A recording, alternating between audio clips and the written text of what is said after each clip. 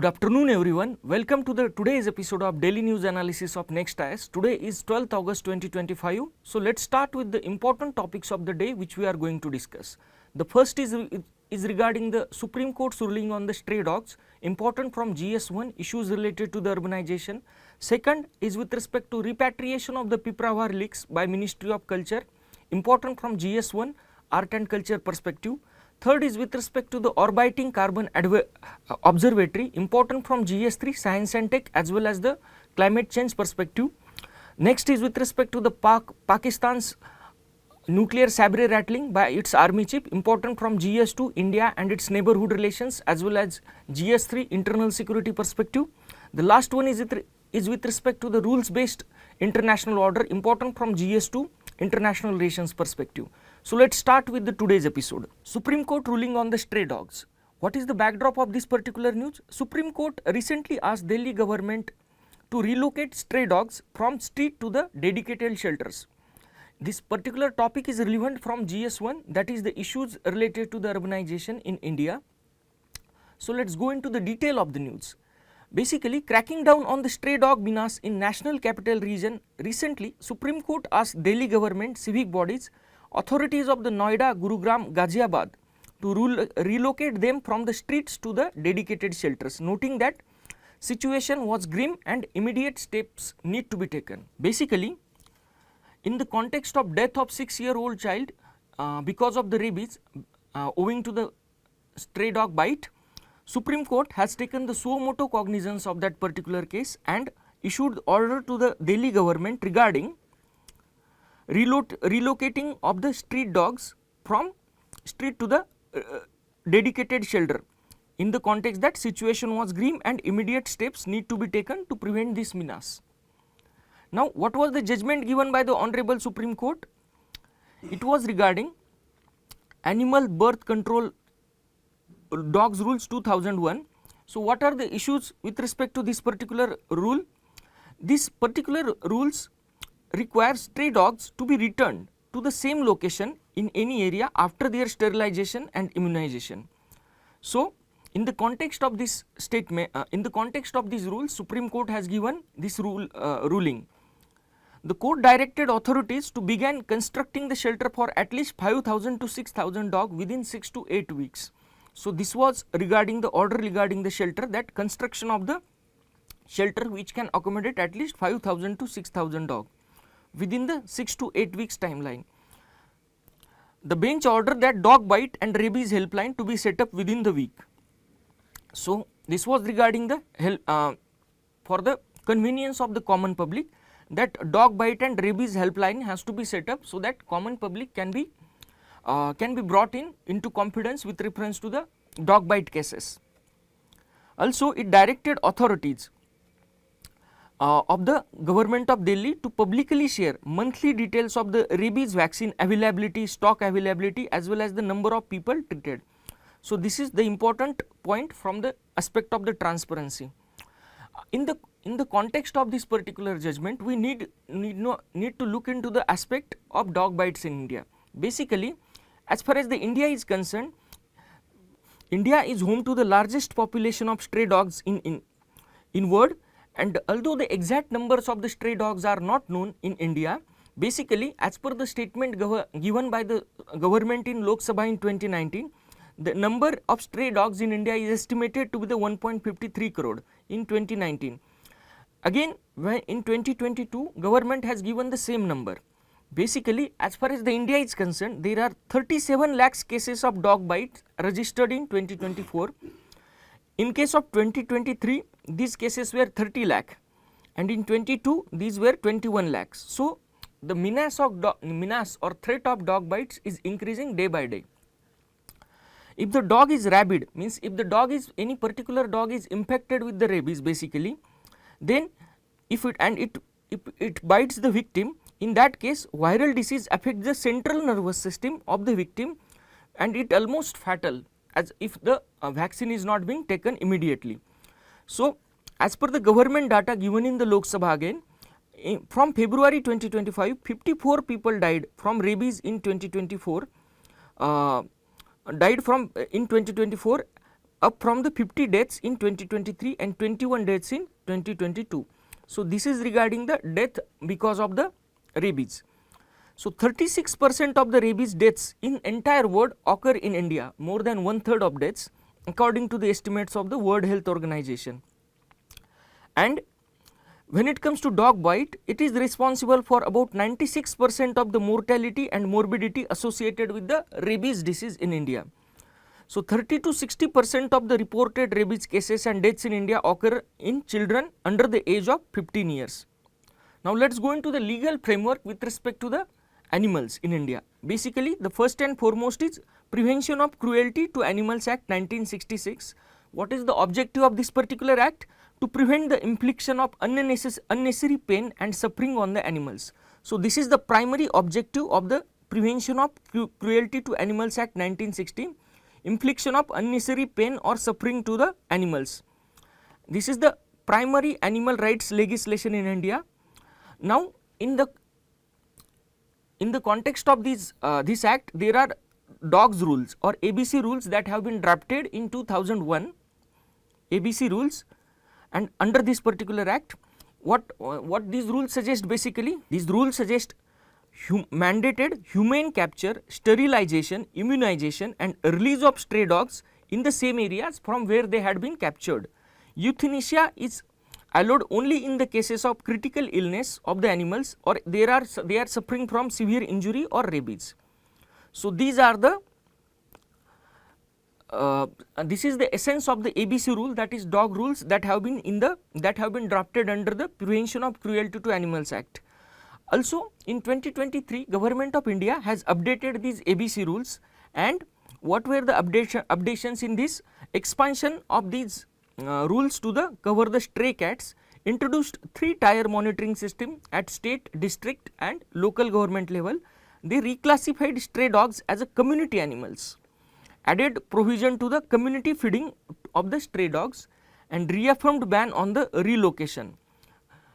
The ban on relocation, it means that when any dog is taken for immunization or sterilization, it has to be returned to the same area by the concerned authority. So, under the aegis of this particular act, that is Prevention of Cruelty to Animals Act, basically Animal Welfare Board of India had been constituted as a statutory body and it issued advisory in 2022 to all the Residential Welfare Association of Delhi as well as the citizens of Delhi to refrain from taking any adverse action against the dog feeders, including relocation as well as the poisoning of the dogs or any other act of cruelty that can harm the stray dogs. Now, what is the court judgment? Basically, various high courts have given conflicting judgment when it comes to the stray dogs in India. Let us start with the Kerala High Court judgment in 2011. Basically, it ruled that stray dogs cannot be killed or authorities must follow 1960 Act and 2001 ABC rules. So, this is the Kerala High Court judgment. When it comes to Bombay, Himachal Pradesh and Karnataka High Courts, they held that authorities are not bound by 2001 rules and can kill stray dogs under the municipal power. So, this was totally a opposite interpretation of the Kerala High Court judgment. Supreme Court had generally adhered to the regulatory framework set by the state in such matters. So, Supreme Court has in general given more authority or given more power to the state governments under the aegis of this act. Then Supreme Court in November 2015 directed all the municipal and local bodies to comply with the Prevention of Cruelty to the Animals Act. So, this is the latest position with respect to the Supreme Court judgment on the Prevention of Cruelty to Animals Act. Now, in the context of this ever increasing menace of the stray dog bites in India, let's look into the important international best practices that have been deployed to control the stray dog population and related threats. So, the first and foremost is regarding our closest neighbor, that is Bhutan. Bhutan in 2021 to 2023 had adopted nationwide accelerated dog population management and rabies control program. So, under this particular program, 100% sterilization objective of stray dog population had been achieved. More than 61,000 stray dogs sterilized, 58,000 stray dogs vaccinated against rabies, 32,000 pets microchipped and registered, and over 1,50,000 strays have been sterilized. So, these are in the as compared to the small size and small population of the nation, Bhutan has achieved significant task. Netherlands, basically Netherlands is also treated as a global example of control of stray dog population. So, what were the strategies that had been adopted? Heavy tax on store bought dogs. So, it was very difficult to purchase those store bought dogs. So, people encouraged preferred adoption of the dogs from the shelter homes. Then CNVR program, collect, neuter, vaccinate and return dogs. Pet police force to enforce the anti-abuse laws, rescue animals and impose the fines or jail up to 3 years. Result, first European country to have a zero stray dogs. So, Netherlands is the first European country to have a zero stray dogs. Now, let us go into the practice question. Consider the following statement with reference to rabies. This is, please solve this MCQ. Let us go into the next topic of the day, that is the repatriation of the Piprahwa relics, important from GS1 art and culture perspective. So, let us go into the detail of the news. Basically, recent repatriation of the Piprahwa relics which were excavated in 1898 from the stupa in Uttar Pradesh marked an important episode in India's cultural diplomacy effort. Considered to be the physical remnants associated with Lord Buddha's mortal remains and his early followers, they were taken away in the colonial era and resurfaced for auction by the Sotheby's, a leading auction house in the Hong Kong. So, basically our culture ministry through its cultural diplomatic means have been successful in bringing back those Piprahwa relics which are associated with the Buddha's mortal remains as well as some of his early followers. So, basically Indian government intervened to halt the auction as well as the sale of those relics and repatriated those relics. These artifacts will now reside in National Museum, Delhi, providing people an opportunity to engage directly with this irreplaceable place of the India's Buddhism heritage. So, basically those artifacts of Buddhist relics which have been repatriated, though now they will reside in National Museum, Delhi, and it will provide people or citizens of India to engage directly with this irreplaceable piece of India's Buddhism heritage.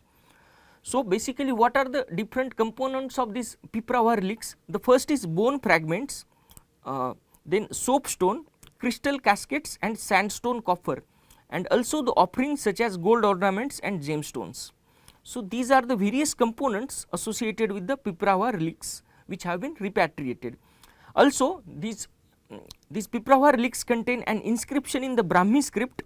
In one of the caskets confirms that these are the relics of Buddha and deposited by the Shakya clan. Basically Buddha belonged to the Shakya clan, and these particular relics were found from the Piprahwa stupa, and from there under the excavation these relics have been taken by the British authorities.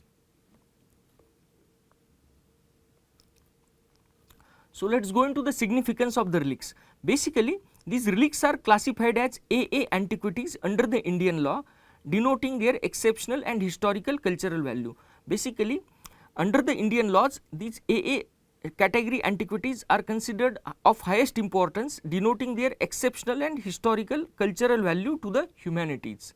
They represent vital connection to the Buddhist heritage and serve as a symbol of faith for millions. Basically there are millions and millions of followers of Buddhism in India, and since these relics contains the mortal remains of Buddha himself, obviously they will connect us with the Buddhist heritage and serve as a symbol of faith for millions.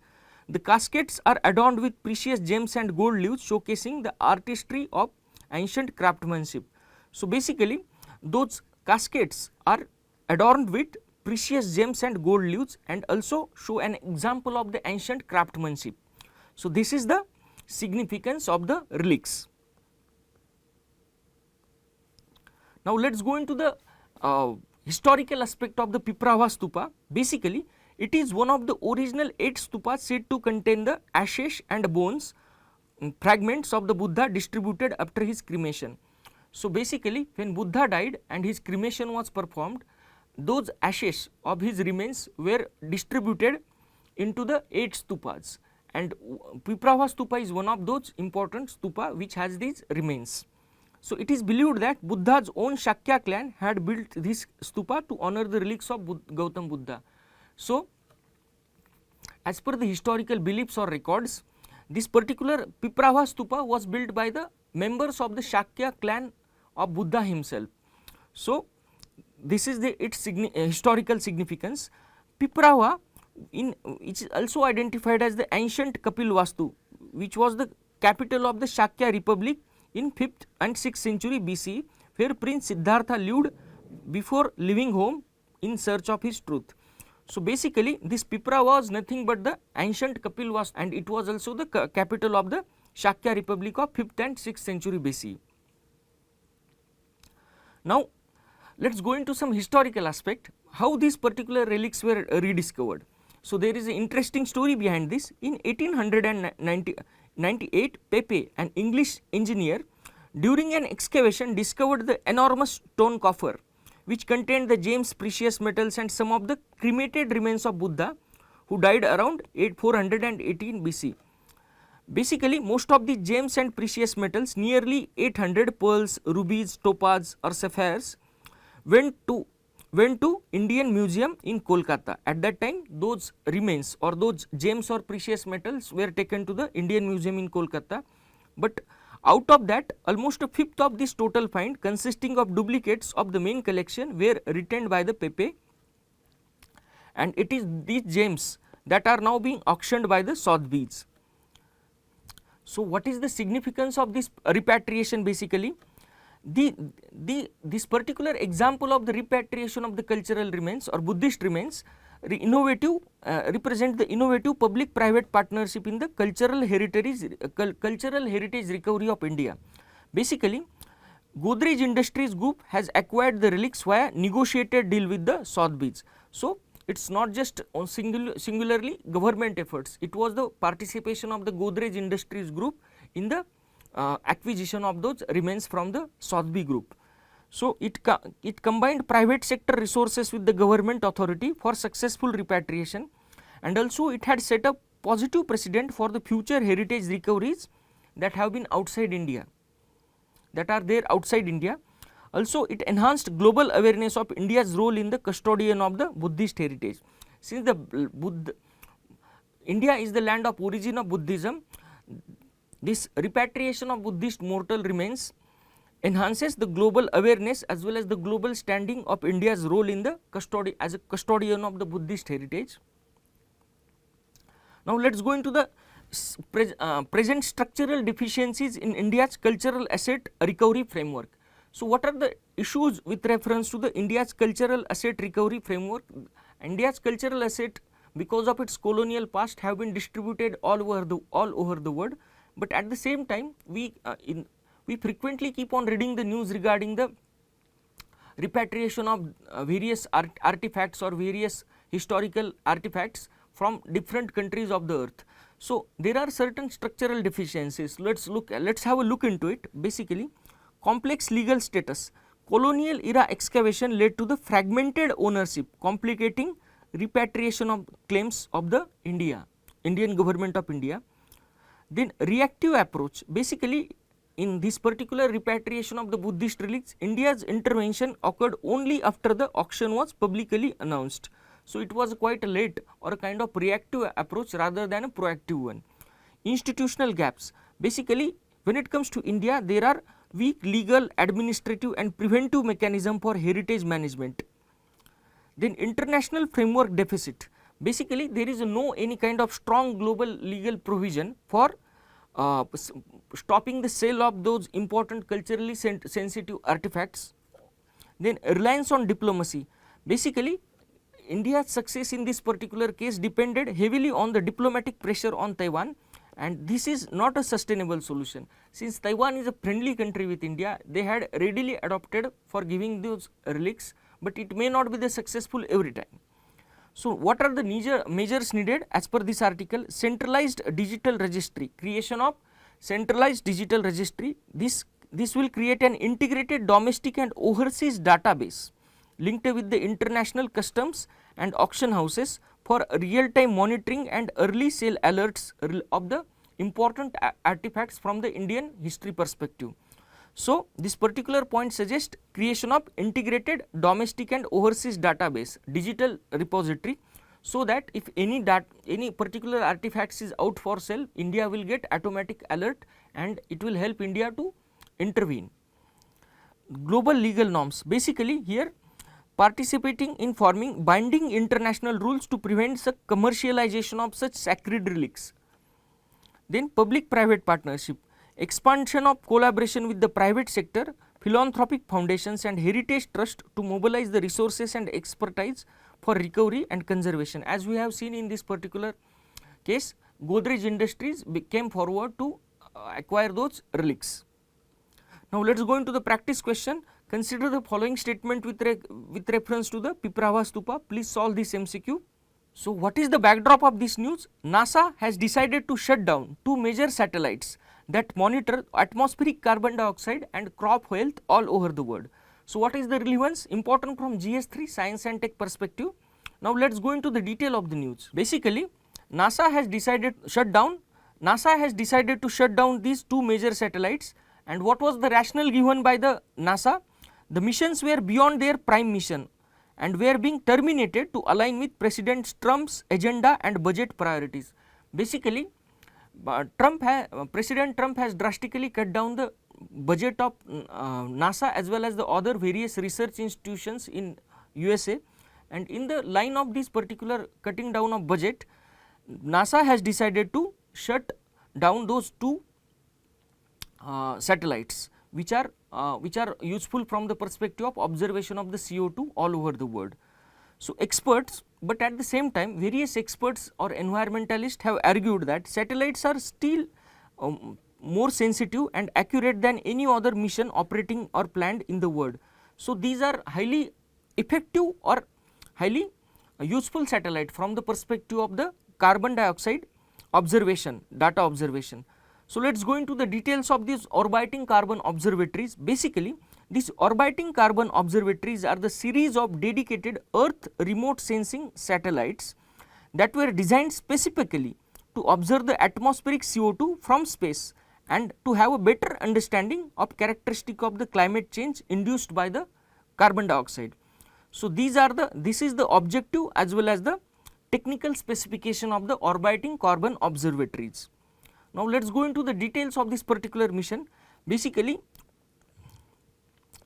Orbital Carbon Observatory 2009 first mission, it was failed to launch because of the failed separation issue. Then Orbiting Carbon Observatory 2, this particular mission was launched in 2014.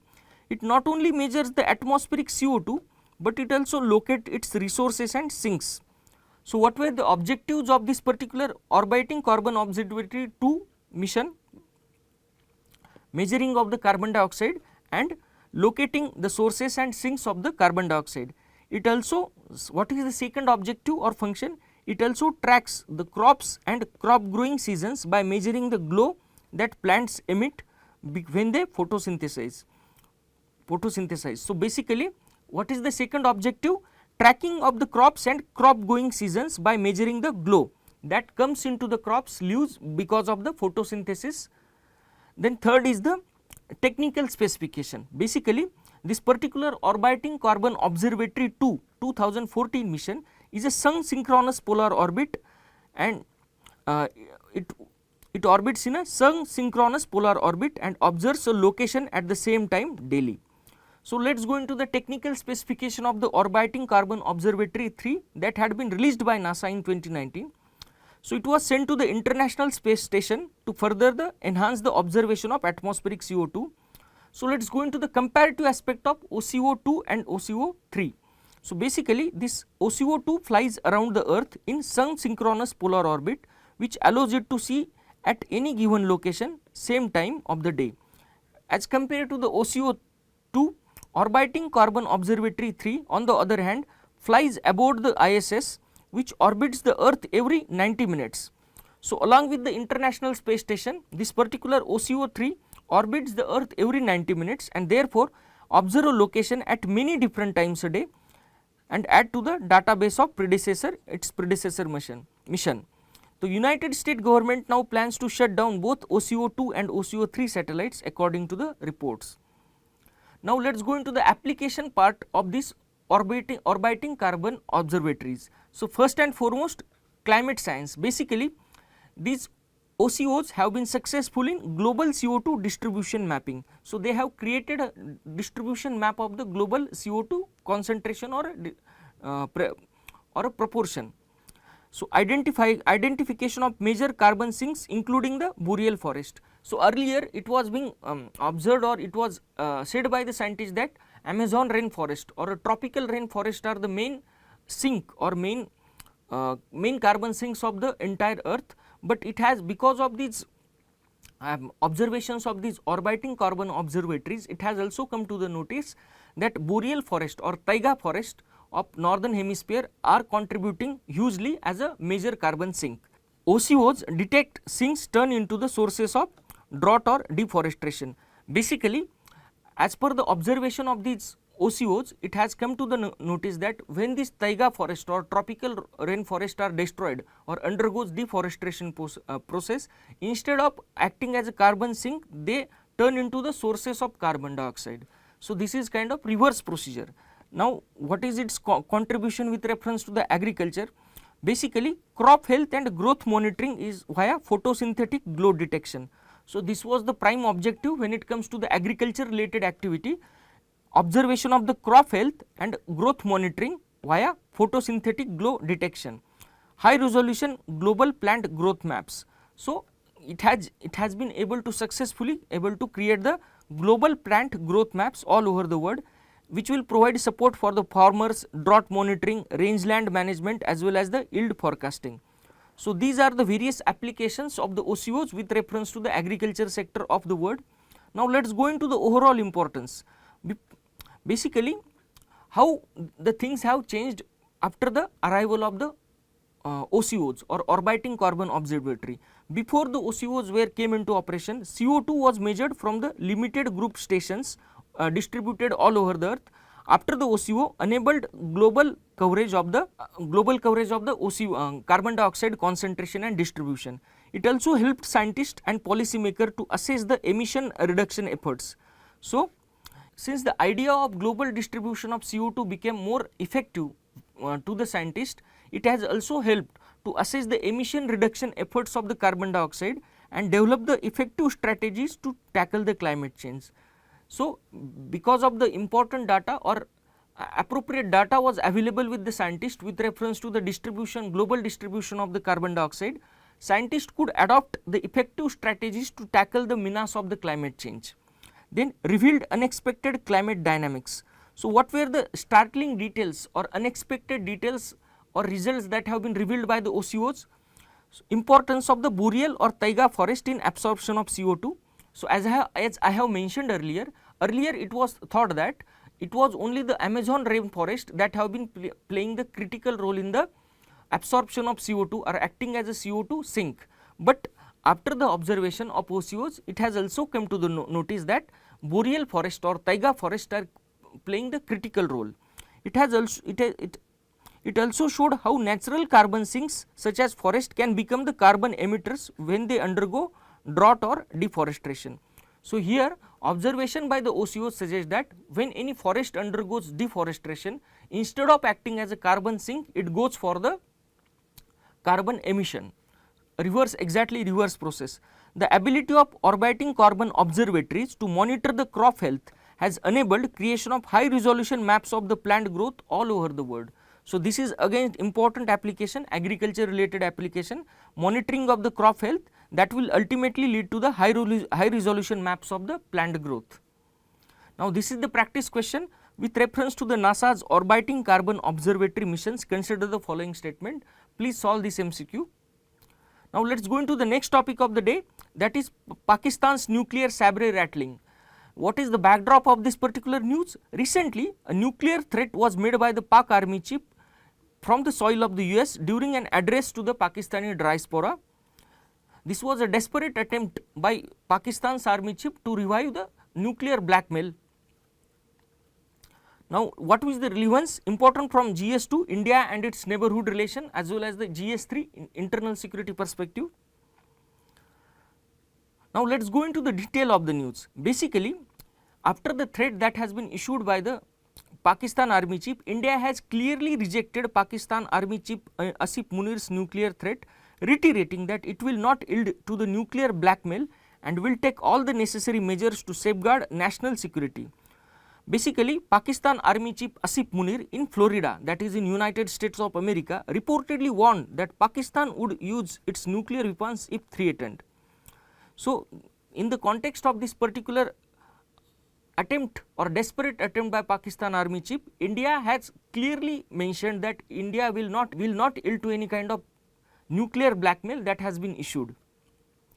So, in the context of this nuclear threat, it is important to go into the present status of nuclear arsenal of India as well as the Pakistan, as well as the what are the nuclear policy or nuclear doctrines of neighboring of these two countries, India as well as the Pakistan.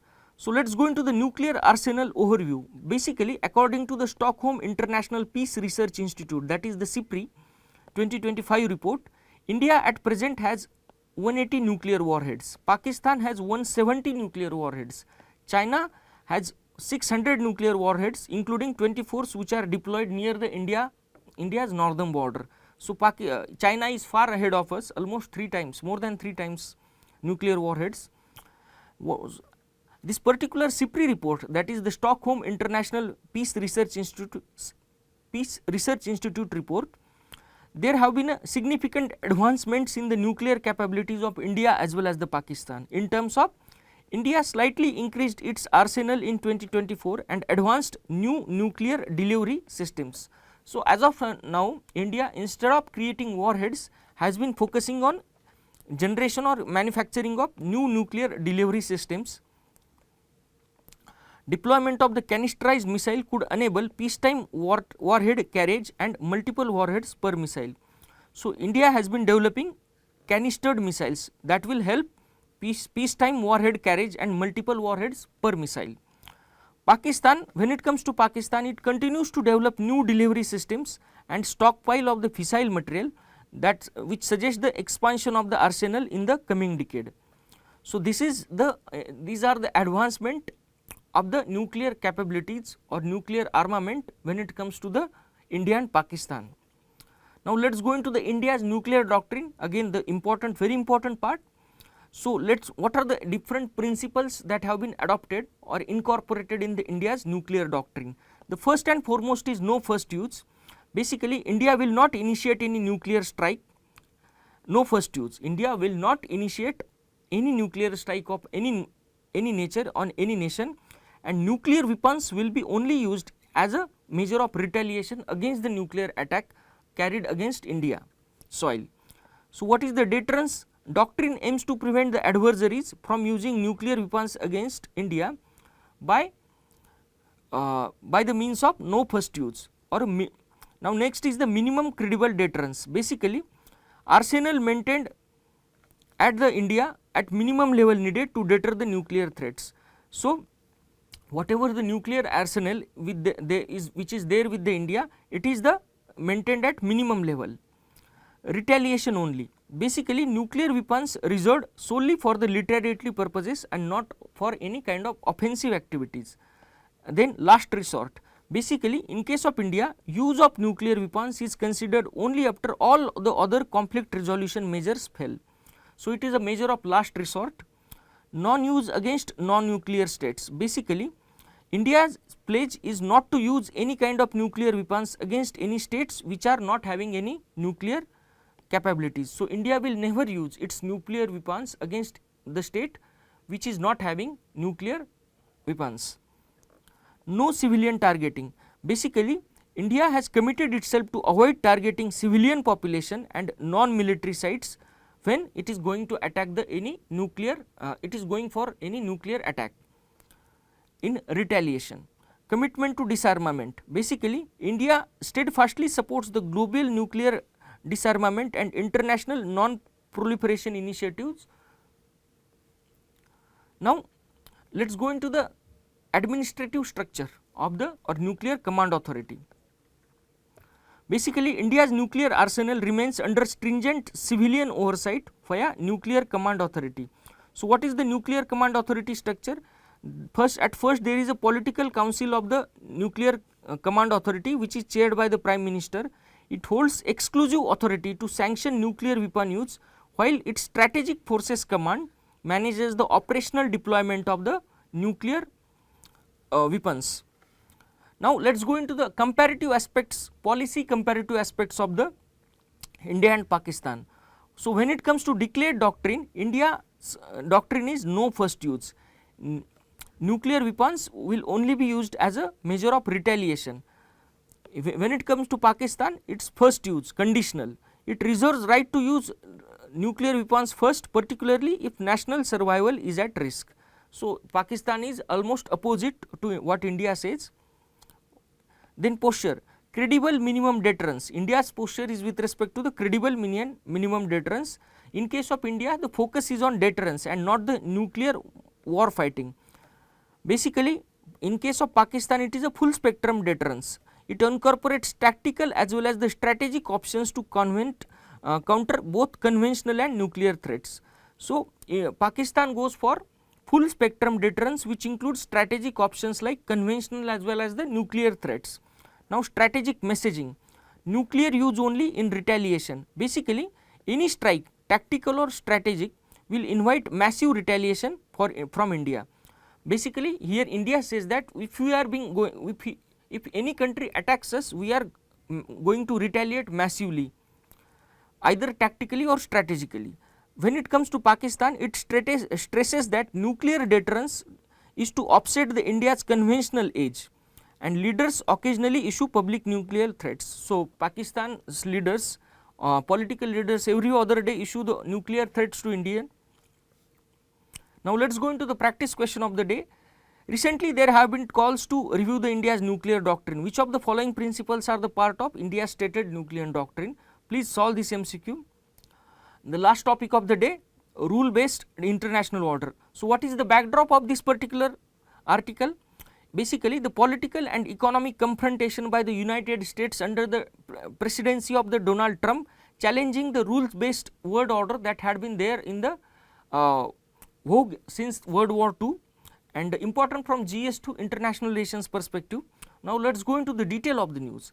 Basically, recent observations suggest that rule based international order, which emerged after the World War II, may endure despite the political and economic challenges posed by the United States President Donald Trump.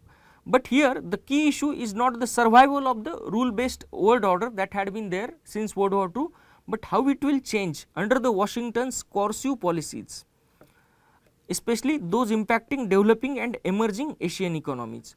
So, here author or article suggests that the rule based world order that has been there in the vogue since World War II, it will definitely survive the presidency of Trump, but at the same time the concern is with respect to the extent of change under the Washington's or United States coercive policies, which are hugely impacting the developing as well as the emerging Asian economies. Now, let us go into these particular details of the rule based international world order. Basically, it refers to the global system of the governance based on the international laws, norms and institutions established after World War II, and it focuses upon the cooperation, free trade and peaceful resolution of disputes among the nation. So, this is the basic definition of the rule based international order. Global system of governance that has been based on international laws or international convention, for example, UNCLOS, United Nations various conventions, norms and institutions like UN, IMF, World Bank, and all these institutions are established after the World War II. So, it emphasizes upon the cooperation between the nations, promotion of the free trade, peaceful resolution of the disputes. So, let us go into the details of this particular rules based international order. So, what was the cause of the origin of this world order? It was brought into existence by the United States as a remedy for the devastation that caused by the two world wars. So, what is the role of the Marshall Plan in bringing this particular world order? It was initiated by the United States to rebuild the war torn Europe, returning to the minimum threshold of economic advancement and political stability aftermath of the World War II destruction. It enabled continent to support the global narrative of unipolar world as envisioned by the Washington. Basically, what was the objective, the prime objective of this particular rule based international order? Emergence of the unipolar world that has been dominated by the United States of America, and in pursuit of this single handed objective, that is the unipolar world dominated by the America, there has been creation, it led to the creation of various institutions. For example, World Trade Organization, IMF, World Bank were established to govern the international relations as well as to govern the broad patterns of the power distribution and economic flows across the world. So, we in the pursuit of this goal, various institutions like World Trade Organization, IMF or World Bank had established that will govern the power, broad patterns of the power distribution, and these institutions that have been established, they were basically backed by the USA. These organizations were used as a leverage to limit the regional as well as the global ambitions of potential rival to the aforementioned unipolar balance of power. So, basically, since these institutions were primarily created by the United States in the pursuit of its objective, that is the creation of unipolar world order, basically Washington or United States of America used these institutions as a leverage to limit the regional as well as the global ambitions of any potential rival powers that try to emerge itself or that try to assert itself. So, let us go into certain theoretical aspects. The trump of Pax Americana. So, what does this Pax Americana means? Basically, this Pax Americana means a term applied to the concept of relative peace that emerged in the western hemisphere and later in all over the world following the end of the World War II in 1945, when United States became the world's foremost economic, cultural and military power, exercising its primary responsibilities for global order. So, basically it refers to the condition of the world or world condition of the world order that has been dominated by the United States, and also it brought certain relative peace as compared to the World War II in rest of the world. Basically, let us go into the United States influence on the Asian development in the context of this Pax Americana. Basically, US has displayed a very same bullying tactics around the region that curbed and shaped the growth of the Asian economies. Basically, since the world order was rule based world order was dominated as well as the designed by the United States of America, it has used this dominance to curb the or as well or to bully the Asian powers or Asian economies, shaping their course of growth. Example can be cited as in 1955, when Japanese cloth imports to the United States outsold the American domestic product, US compelled Japan to agree to the voluntary export restriction. Basically, Japan is dependent on the America for multiple aspects, including the nuclear umbrella. This particular provision or any other kind of military dominance that is there with the United States of America has been utilized by America to coerce Japan for voluntary export restriction, which ultimately shaped its economy's future course of action. Let us go into the next part, that is openness and flexibility of the rule based order. Basically, US has allowed Asian as well as the Latin American economies to periodically assert themselves and play a larger role within the limited spaces. So, here author want to say that in the world order that has been dominated by itself, US has sometimes or periodically allowed the economies of Asia as well as the Latin America to grow or to assert themselves in the context of changing global economic as well as the geopolitical conditions. It has helped to endure despite series of economic and political shocks all past half century. Basically, US and developed nations have encouraged developing countries to join the UN umbrella of institutions. So, basically, as I have already mentioned, various global institutions, whether it is the United Nations or whether it is a WTO or whether it is the IMF, United States as well as the other developed nations of the Europe have encouraged developing countries of Asia as well as the Latin America to join the UN umbrella of institution. Example can be cited as China joined the World Trade Organization in 2001 after going slow on the global concerns about the Beijing's human rights violation.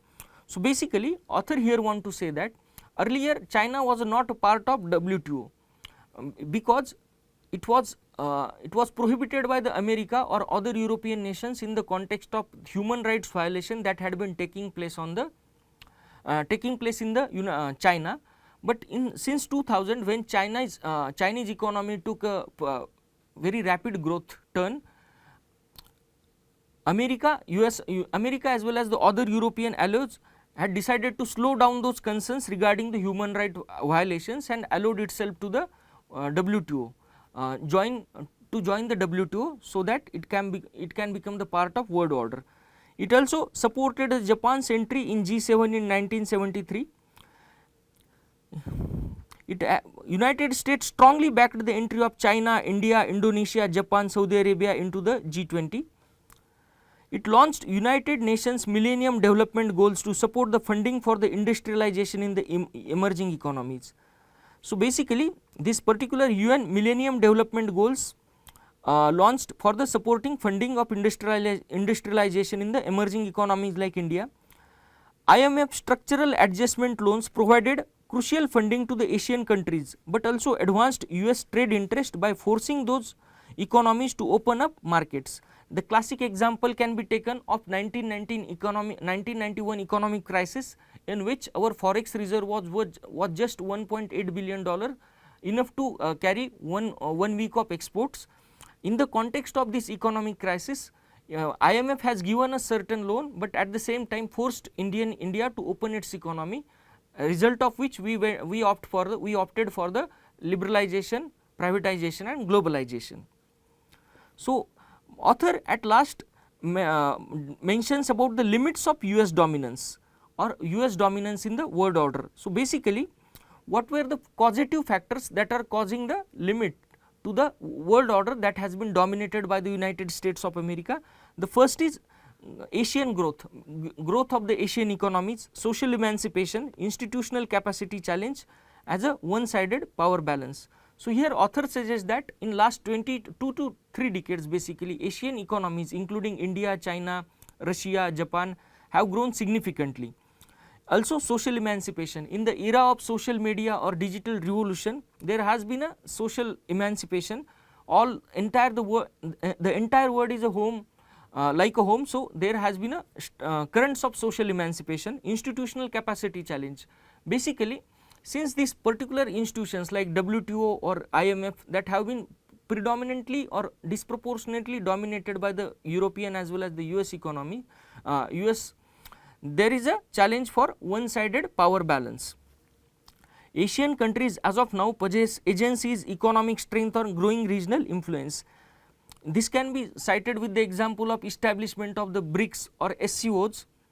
Despite the economical as well as the technological strength, US operates within the network of nations with varied sectoral strength. So, basically author here want to say that despite the economic as well as the technological strength, US operates within the network of nation with varied sectoral strength. Example can be taken of Middle East. Basically Saudi Arabia is having vast oil reserves, Israel is having very strong defense industry, and both are rival powers. So, basically author here want to say that United States of America has been very successfully able to engage with the rival powers having different sectoral strengths. Now, let us go into the impact of the President Donald Trump policies on the present world order. Basically this particular inward looking policies of the Donald Trump are likely to reshape the liberal order into the fundamentally different system of the world order. So, whatever the liberal order that had been dominating the world since World War II, it will become a fundamentally different system. Also, undermining the NATO weakens the Europe. Basically as of now, NATO is facing certain existential challenges like Russia-Ukraine war or lack of funding. Basically US is forcing other European powers to enhance the funding. more than 2% of GDP to the NATO, which has been not agreed wholeheartedly by the various European countries so far. Thus, NATO has become very vulnerable to the Russia's aggression. Alignment with the Israel's aggressive policies affects the Middle East politics. Basically,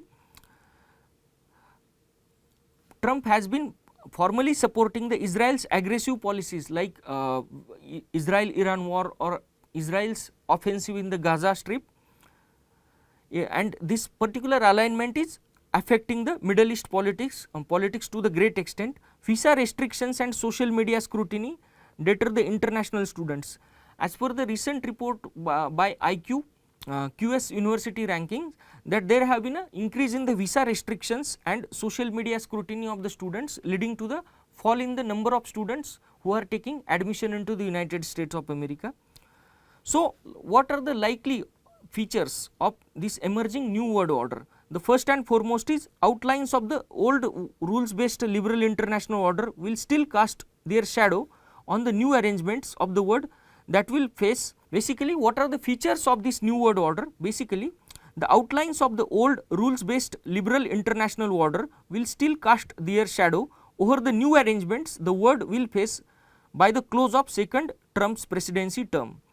So, rise of the bilateral agreements in the place of broader regional ones. So, here author want to suggest that at present there have been a more focus on the broader regional agreements, but because of this emergence of the new world order, there will be focus on the bilateral agreements. Example can be taken as the India-UK free trade agreement recently, widespread use of economic sanctions to penalize the political opponents across the globe in the contravention of the WTO norms.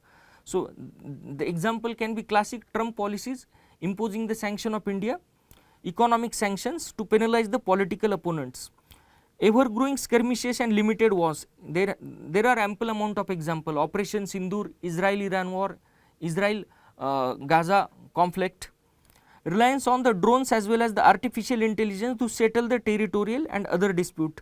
Example again can be taken of Operation Sindoor. Pakistan had utilized more than 1800 drones in 87-hour conflict. Gradual dismantling and of global institutions that promote the cooperation, lower transaction cost and uphold the human rights. So, here author want to suggest that whatever the global institutions, whether it is a WTO, IMF or a World Bank, they will go for the slow dismantling and emergence of the new institution, for example BRICS, New Development Bank or SCOs, Asian Infrastructure Investment Banks. So, the old ones will go under disintegration and new ones will emerge.